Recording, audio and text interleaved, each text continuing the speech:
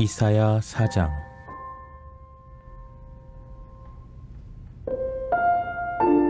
그날에 7 여자가 한 남자를 붙잡고 말하기를, 우리가 우리 떡을 먹으며 우리 옷을 입으리니 다만 당신의 이름으로 우리를 부르게 하여 우리가 수치를 면하게 하라 하리라. 그날에 여호와의 싹이 아름답고 영화로울 것이요, 그 땅의 소사는 이스라엘의 피난자를 위하여 영화롭고 아름다울 것이며, 시온에 남아있는 자, 예루살렘에 머물러 있는 자, 곧 예루살렘 안에 생존한 자 중 기록된 모든 사람은 거룩하다 칭함을 얻으리니, 이는 주께서 심판하는 영과 소멸하는 영으로 시온의 딸들의 더러움을 씻기시며 예루살렘의 피를 그 중에서 청결하게 하실 때가 됨이라. 여호와께서 거하시는 온 시온산과 모든 지폐 위에 낮이면 구름과 연기, 밤이면 화염의 빛을 만드시고 그 모든 영광 위에 덮개를 두시며, 또 초막이 있어서 낮에는 더위를 피하는 그늘을 지으며 또 풍우를 피하는 숨는 곳이 되리라. 오늘도 이른 새벽 미명에 하루의 첫 시간 하나님 품에 나온 여러분 모두를 주님의 이름으로 축복하고 또 환영합니다. 새벽에 도우시는 하나님의 은혜가 여러분 가운데 가득 흘러 넘치기를 주님의 이름으로 간절히 축원드립니다. 우리가 아무리 힘들고 어려워도 여전히 하나님은 살아계세요. 그리고 그 하나님은 새벽에 도우시는 분이에요. 성경에 보니까 홍해도 새벽에 갈라지더라고요. 여리고 성도 새벽에 무너지더라고요. 할렐루야. 그래서 다윗은 비파야 수구마 깰지어다 내가 새벽을 깨우리로다. 새벽 영성을 가지고 그 고난한 험난한 시간들을 오히려 하나님의 역사를 이루는 동력으로 삼고 나갔던 것을 우리는 성경을 통해서 읽게 돼요. 어려운 때에 오늘 우리가 살아가고 있는데, 이때 여러분의 믿음이 흔들리지 마시고 또 기도로 하나님의 역사를 이어나가는, 위기를 기회로 만들어 나가는 그런 믿음의 주인공들이 다 되시기를 간절히 바랍니다. 오늘 난세 예언서 이사야서 4장 말씀 앞에 우리가 자리하고 있는데요, 이 이사야서를 통한 하나님의 예언의 메시지가 남유다 백성에게 임하게 된 거죠. 특별히 마지막 때에 어떤 일이 일어날 것인가, 그 마지막 때에 여호와의 날, 그 여호와의 날이 반드시 임하게 되는데, 그때에 두 종류의 그런 역사가 일어나게 될 것이다 라고 하는 거예요. 하나는 감당하기 어려운 무서운 그날은 재앙의 날이 될 거다 라고 하는 그런 이야기입니다. 그래서 1절 말씀 저와 여러분이 함께 읽어봅니다. 1절, 그날에 7 여자가 한 남자를 붙잡고 말하기를, 우리가 우리 떡을 먹으며 우리 옷을 입으리니 다만 당신의 이름으로 우리를 부르게 하여 우리가 수치를 면하게 하라 하리라 그랬어요. 언뜻 보면 이게 지금 무슨 말씀인가 이해가 잘 되지 않죠. 그래서 이 내용을 우리가 조금 자세히 들여다볼 필요가 있다.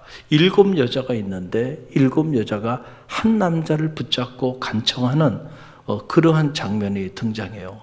이게 무슨 아가서도 아니고 왜 이런 기록들이 나오는가라고 하는 건데, 이 마지막 여호와의 날이 임하게 되면 무서운 전쟁이 일어날 거다. 그래서 그 전쟁으로 인해서 많은 여인들이 남편을 다 잃어버리게 돼요. 남자가 없어. 그래서 여인들이 자기 남편을 대신할 남자를 찾아서 7 여자가 한 남자를 두고 싸우고 있는 이런 장면이 오늘 이사야서 1장에 나오고 있는 것을 보게 됩니다. 그날이 되면 이런 일들이 일어날 것이다. 자기 남편을 잃어버린 여인들이 자기 남편을 대신할 남자를 찾아서 헤매게 될 거다라고 하는 그런 얘기예요. 그래서 그 내용을 보게 되면 우리가 우리 떡을 먹으며 우리 옷을 입으리니, 이게 무슨 말일까? 여러분, 고대 히브리 사회에서는 마땅히 여인은 자기 남편에게 의식주의 문제를 해결하도록 요청할 권리가 있었단 말이에요. 그런데 마땅히 남자가 여자에게 해줘야 되는 그 모든 권리들을 우리가 스스로 포기하고, 우리가 우리 떡을 먹고 우리가 우리 옷을 입을게, 우리가 우리 의식주를 다 해결할 테니까 제발 나의 남자가 되어달라는, 나의 남편이 되어달라고 여인들이 이렇게 한 남자를 두고 간청하게 되는 이런 일들이 벌어지게 될 것이다 라고 하는 거예요. 그리고 또 당신의 이름으로 우리를 부르게 하소서. 그래서 우리로 하여금 수치를 많게 해달라. 고대 히브리 사회에 있어서는 여인의 이름이라고 하는 것은 존재하지 않았고 남자의 이름을 따라 살아가게 됐기 때문에 당신의 이름으로 우리 이름을 부르게 해달라. 그 얘기는 우리가 당신에게 속한 자가 되게 해달라. 그래서 당신의 여인이 되게 해달라고, 수치를 많게 해달라는 것은 홀로 사는 수치, 무엇보다 자식을 낳지 못하는 그런 수치로부터, 그것이 자식을 낳지 못한다고 하는 것이 당시로서는 여인에게는 가장 큰 죄악이었거든요. 그래서 그 수치를 면케 해달라 하고 한 남자를 사이에 두고 7 여인들이 싸움을 벌이고 되는 이런 정말 안타까운 장면이 이 이사야서 1장에 기록되게 되고 있는 것을 보게 됩니다. 지금은 너희가 잘 지내고 있지만은 여호와의 날이 임하게 되면 전쟁으로 인해서 모든 남자들이 다 죽어 넘어가게 될 거고, 결국 이런 비참한 일들이 이 땅에 이루어지게 될 거다. 무서운 얘기죠. 지금도 지구촌에서는 전쟁의 포화 소리가 끊이지 않고 핵전쟁의 위험과 그리고 3차 세계대전의 위험 속에서 점점 우리에게 전쟁으로 인한 피해들이 이제 피부로 와닿고 있죠. 물가도 상승하고 있고 이런저런 어려움들이 자리하고 있는데 이것이 더 확산되지 말아야 되는데 참 일촉즉발입니다. 한순간 잘못된 판단을 하게 되면 한순간에 지구가 공멸할 수 있는 이런 위기 가운데 오늘 우리가 살아가고 있어요. 여호와의 날이 임하게 되면 한쪽에서 이렇게 무서운 재앙이 임하게 돼요. 왜 이런 재앙이 임하게 되나요? 우리가 이미 묵상했던 것처럼 바로 남유다의 죄, 남유다의 그 범죄 때문에 돌아오라, 내게 돌아오라고 그렇게 얘기를 하고 그렇게 선포해도요, 돌아오는 이들이 없다. 돌아오는 이들이 없어. 돌아오는 이들이 없다. 오늘 우리 세대를 봐도 별반 틀리지 않는 것 같아요. 그 재앙을 겪고도 깨닫지 못하고 그 팬데믹 재앙을 겪었으면은 이제는 하나님께로 돌아올 만도 한데 그렇게 채찍을 맞아도요 돌아올 줄 몰라요. 일상이 회복되니까 하나님의 품으로 돌아오기는 오히려 세상을 향해서 달려가잖아요. 회복된 일상, 이 회복된 일상을 기쁨 삼아서 산으로 들러 여러분 하나님의 품으로 돌아오는 이들이 없다. 남유다나 오늘 우리의 삶이나 별반 다르지 않구나 라는 생각을 하게 돼요. 그러니 여호와의 날이 이 땅에도 임할 수밖에 없겠죠. 또 하나는 남은 자들에 대한 놀라운 회복과 희망의 메시지예요. 두 메시지가, 하나는 무서운 심판의 메시지, 그 심판으로 인해서 이루어지게 되는 그 비참한 광경을 예언해 줬고, 또 하나는 희망의 메시지인데 그 내용이 2절로 4절의 말씀입니다. 2절로 4절 함께 읽어봅니다.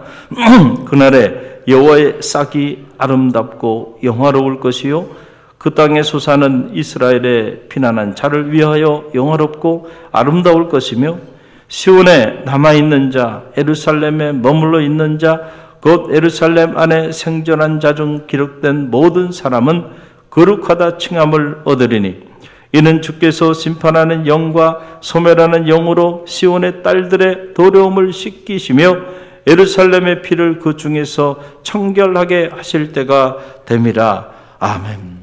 자, 이게 무슨 얘기인가? 다음 말씀을 보게 되니까 그날에 여호와의 싹이 아름답고 영화로울 것이다. 싹이 있다는 거예요. 이게 무슨 말이냐면은, 자, 여호와의 재앙으로 인해서 다 죽어 넘어가서 이제는 더 이상 예루살렘이 희망이 없을 것 같지만은, 그러나 남은 자들이 있다.